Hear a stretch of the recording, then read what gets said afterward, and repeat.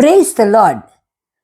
சங்கீதம் 25:17 தாவீது இப்படியாய் சொல்லுகிறார், என் இருதயத்தின் வியாகுலங்கள் பெருகி இருக்கிறது, என் இடுக்கண்களுக்கு என்னை நீங்களாக்கிவிடும். அருமையான தெய்வ ஜனமே, இருதயத்தின் வியாகுலங்கள் என்று சொல்லும் பொழுது சொல்ல முடியாத துக்கத்தின் காரியங்கள், அழுத்தங்கள், அப்படியே உள்ளேயே அப்படி ப்ரெஷர் குக்கர் மாதிரி வைத்திருக்காங்க பார்த்தீங்களா? அந்த வியாகுலங்கள், ஐயோ என் பிள்ளை படிக்கவில்லையே, என் புருஷன் என்னை நேசிக்கவில்லையே, ஐயோ இன்னும் எனக்கு திருமணமாகவில்லையே, திருமணமாகி இத்தனை வருடங்கள் ஆகிறது, ஒரு பிள்ளை பேர் இல்லையே, இதெல்லாம் வெளியே சொல்ல முடியாமல் அநேகருக்கு உள்ளத்திலே அந்த வியாகுலங்கள் பெருகும். சில நேரம் தங்களுடைய சொந்த சரீரத்தை பார்த்து இப்படி வேதனையோடு இருக்கிறதே, நம்மால் ஒன்றும் செய்ய இயலவில்லையே என்ற வியாகுலங்கள், பல விதமான வியாகுலங்கள் காணப்படுகிறது.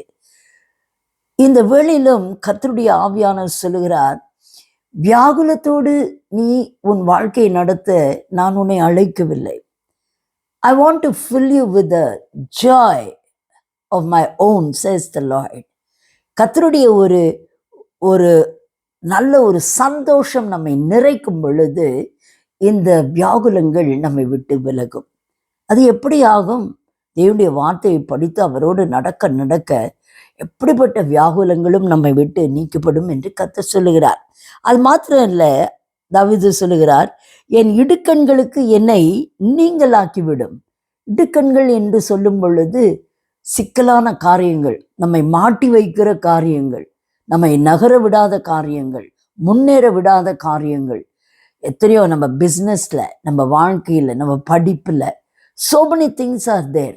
அந்த எல்லா டிஸ்ட்ரெஸ் பாருங்க, தாவீது சொல்கிறாரு, என்னை இந்த எல்லா காரியத்திலிருந்தும் என்னை விடுவியும் என்று கேட்கிறார். இன்றைக்கு நல்ல செய்தி என்ன தெரியுமா? கர்த்தர் உங்களை இந்த வியாகுலங்களுக்கு அவர் விடுவிக்கிறார். அது மாத்திரமல்ல, உங்களுடைய இடுக்கண்களுக்கு உங்களை அவர் விடுவிக்கிற தேவனாய் இருக்கிறார். You need to be happy and joyful.